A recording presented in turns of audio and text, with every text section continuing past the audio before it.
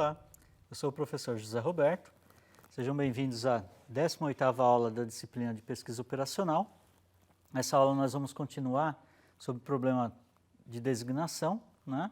E vamos ver um método húngaro, que é o método de otimização. Como objetivo, então, aplicar o método de otimização ao problema de designação.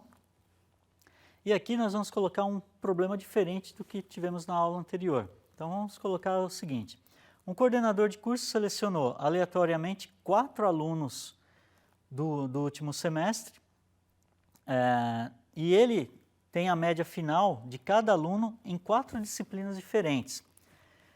Para cada disciplina, uma prova será aplicada ao aluno. Vamos colocar uma situação hipotética: ele vai aplicar uma prova em algum outro lugar e a faculdade o curso vai ser medido, né, pelo desempenho desse aluno. Então, quanto maior, melhor. Então, esse coordenador selecionou 4 alunos aleatoriamente da turma do último ano, do último semestre. Só que agora ele tem 4 temas e ele conhece a nota de cada um desses alunos em cada um dos temas, né? Então, pesquisa operacional, sistemas de informação, planejamento e controle da produção e economia, por exemplo. Então, lá nós temos as médias que os alunos tiveram nessas disciplinas. O aluno 1 ficou com 5 de média em PO, 6 em sistemas de informação, 7,5 em planejamento e controle da produção e 8 em economia. E aí temos as notas do alunos 2, 3 e 4. Pois bem, então o problema em mãos é: esses 4 alunos foram selecionados aleatoriamente. Não havia uma garantia de que seriam 4 bons alunos, né? São os 4 alunos que estão no último semestre. Por estarem no último semestre, então, já passaram por bastante coisa, já sabem bastante do conteúdo. Mas aí, o coordenador, então, embora não pudesse escolher quais seriam esses 4 alunos, ele pode escolher para qual aluno ele vai atribuir cada uma das provas. Então, continua sendo um problema de designação, né? Natural como antes. Você tem lá 4 recursos, tem 4 tarefas, e você deve atribuir cada recurso a somente uma das tarefas, cada tarefa somente um dos recursos, ok? Bom, como nota é algo quanto maior, melhor, né? Então, vamos ter que transformar essa matriz num problema de minimização, ok? Então, a maior nota, maior média que se tem lá é o 9,5 que o aluno 3 obteve na disciplina de planejamento e controle da produção. Então, ele vira o parâmetro para eu inverter a matriz, né? Fazer uma diferença, na verdade, entre todas as notas, ok?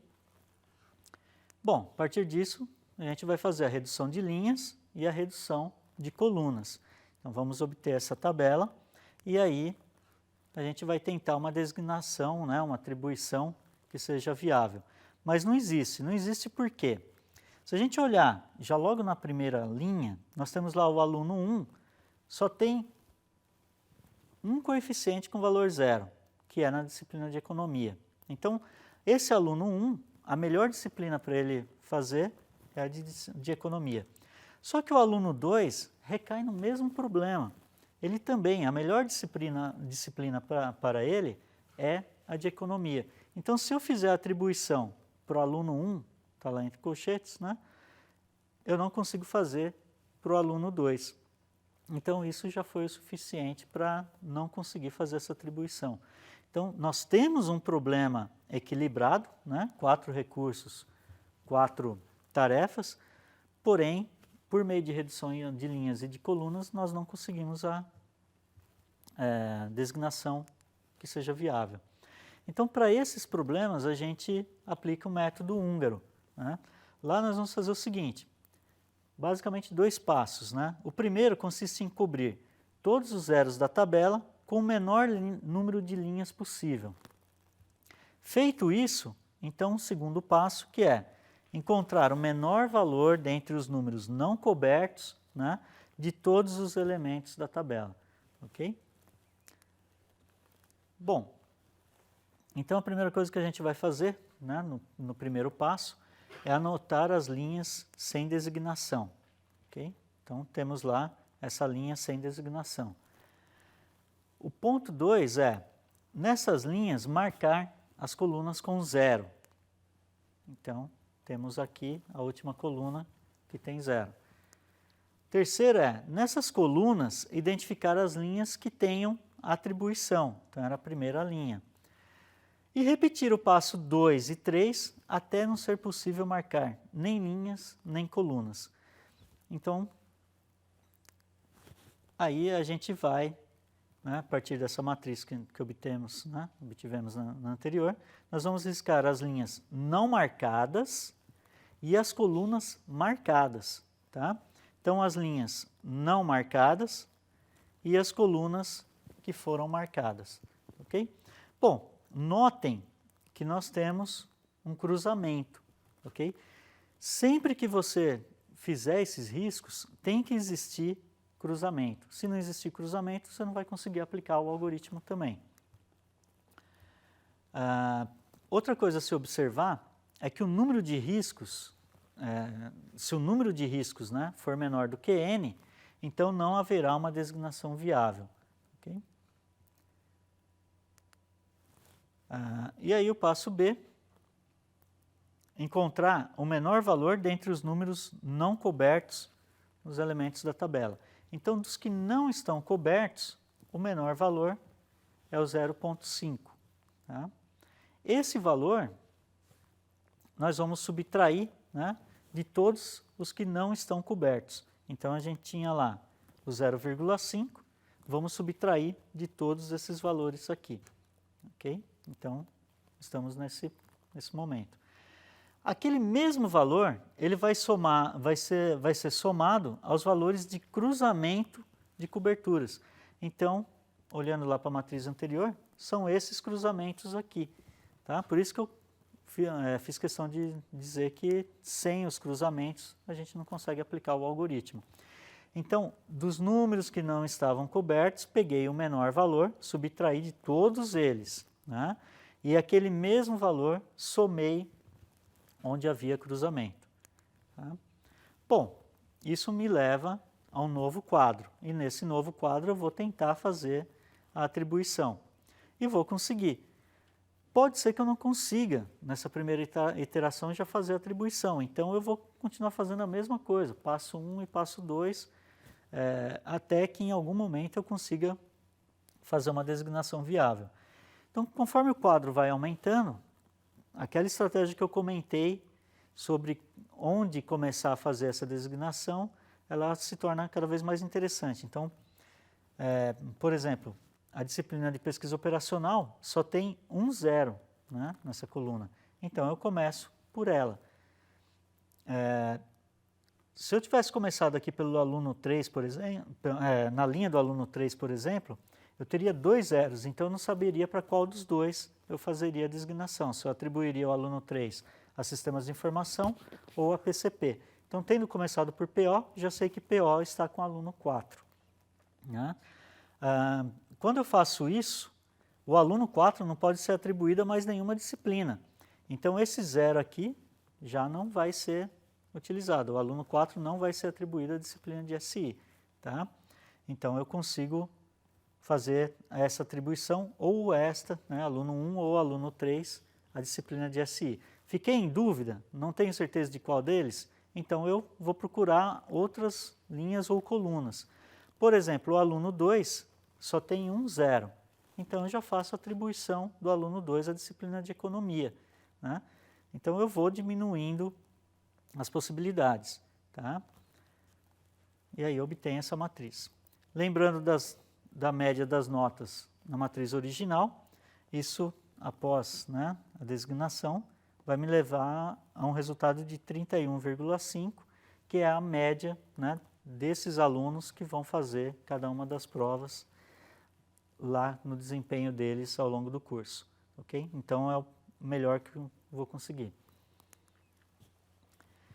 Bom, mas aí, vamos supor um caso um pouco diferente, né? Vamos sair um pouco daquele contexto e vamos considerar o seguinte, que no dia da prova, e eu não sei o porquê, mas isso às vezes acontece com alguns alunos, né? Ele passa mal, tem alguma coisa acontece e ele não aparece, né? mas a universidade vai perder se ele não fizer, né? O curso vai perder se ele não fizer a prova. Tá bom, então qual é a maneira de se resolver isso? A gente vai sacrificar um desses outros alunos e vai colocar ele para fazer 2 provas.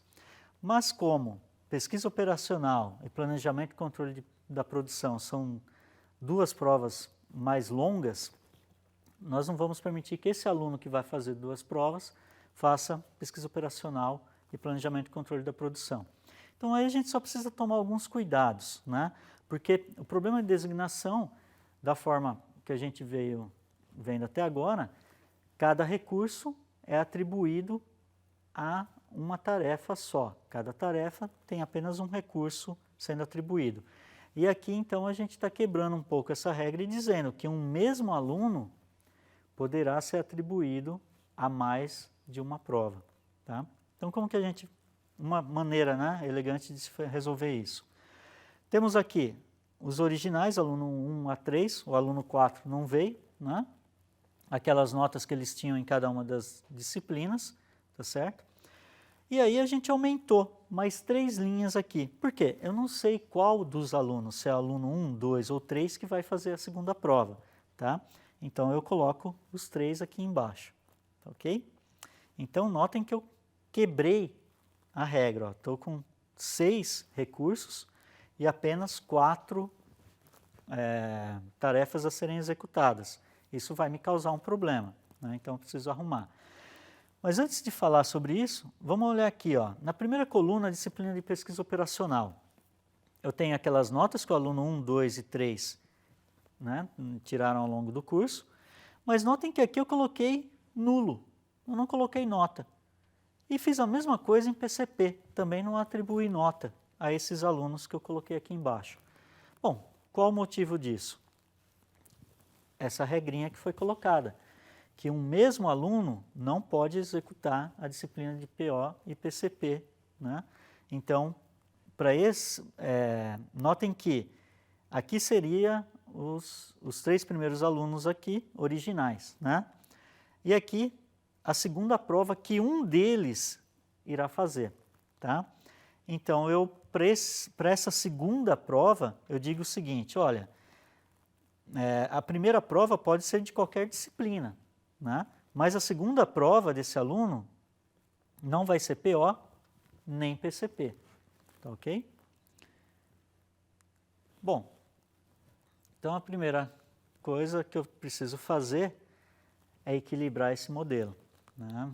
Equilibrar essa matriz. Então eu tinha 6 recursos, tinha apenas 4 provas, então adicionei mais 2 colunas de variáveis fictícias. Tá? Assim eu tenho um modelo equilibrado e consigo aplicar o algoritmo. Também tem outra coisa. Eu digo que o aluno 1, a segunda prova dele não pode ser de PO nem de PCP. Então eu vou colocar um custo bastante alto para evitar essa atribuição. Tá? Mas aí também tem outra questão. Normalmente quando a gente cria essas variáveis fictícias, o custo é 0. Porém, eu vou ter um problema, né? O aluno, a segunda prova do aluno 1, do aluno 2 ou do aluno 3 pode não acontecer, o que seria então uma atribuição a uma dessas 2 colunas, né? Então, o aluno 1, se ele ficar atribuído à primeira variável, a primeira coluna de variáveis fictícias, então significa que ele só vai fazer uma prova, tá? Então é custo 0. Isso não deve ser levado na função objetivo. Agora, notem que nessa primeira parte, volta naquele início da história, que cada aluno tem que fazer uma prova. Se ele tem que fazer uma prova, então eu devo proibir ele da opção de não fazer essa prova. Tá ok? Então aí nós temos uma matriz pronta para aplicar o método que a gente já conhece. Tá? Então vamos lá, fazer redução de linhas e colunas, obter então esse quadro, né? A partir desse quadro, então eu tento uma designação viável, né? Aí eu tenho, por exemplo, aqui nessa primeira coluna, eu tenho apenas um 0, então eu vou escolher o aluno 2 a fazer a prova de PO, né? Logo, esse aluno 2 não vai fazer economia. Mas lembre, isso é a primeira prova do aluno 2, tá ok? Bom, aí eu vou atribuir economia ao aluno 1, porque é o único nessa primeira linha que é 0, né? Depois, eu vou atribuir ao aluno 3 PCP, a primeira prova, né, do aluno 3 vai ser PCP, porque também é o único 0 na coluna. E agora a gente começa a ver quais provas serão atribuídas como segunda, né, desses alunos. Então, na verdade, somente um deles vai fazer essa segunda prova. Quem vai ser? Esse 0, né, que eu tenho na coluna de SI, eu não posso atribuir mais ao aluno 3, ou eu posso? Na verdade, eu cancelei aqui que o aluno 3 não vai fazer SI porque ele vai fazer PCP, mas ele pode fazer a disciplina de SI, tá ok? Então, não uso esse, usei esse daqui. Então, o aluno 3 vai fazer a disciplina de SI como a segunda prova do dia. E qual é a primeira que esse aluno 3 vai fazer? A prova de PCP. Então, ele faz a prova de planejamento e controle da produção, termina essa prova, ele vai realizar a prova de sistemas de informação. Bom, e esses outros dois alunos? Terminando de fazer a atribuição, aí é arbitrário, né? Eu posso atribuir o aluno 1 na primeira coluna de variáveis fictícias, ou se não, na segunda, né? No aluno 2, o contrário do que eu fizer com o aluno 1, tá ok? Então, por final, eu tenho uma designação viável, né? E tenho que aluno 1 e aluno 2 fazem apenas uma prova, enquanto que o aluno 3 vai realizar duas. Tá? O valor que eu consegui, maximizei o valor de Z com 32,5, é apenas um valor de referência, mas é a melhor solução para o problema. Né? Lembrando só que com o aluno 4 é 31,5, então talvez eu tenha melhorado o desempenho desses, da universidade, do curso, né, nessa prova. Talvez, porque como o aluno faz duas provas, pode ser que o desempenho dele caia. Né? Mas isso não está sendo considerado nesse problema. Okay? Então, o aluno 1 ficou com economia, aluno 2 com PO, aluno 3 com SI e PCP. Então, notem que a forma como nós montamos o quadro satisfez aquela regra de que o aluno que ficasse com duas disciplinas, essas duas disciplinas não seriam o par de pesquisa operacional e de planejamento e controle da produção. Ficou sistemas de informação e planejamento e controle da produção. Portanto, satisfaz a regra. Okay? Bom, essas são referências sobre esse problema. Embora o método de designação seja simples, tem bastante problemas do mundo real que a gente consegue aplicar, e é interessante também vocês irem além, né, do conteúdo que é dado da disciplina. Então, procurar por outros problemas que podem estar associados, né, e serem resolvidos pelo método de designação. Okay? Foi isso. Muito obrigado. Até a próxima aula.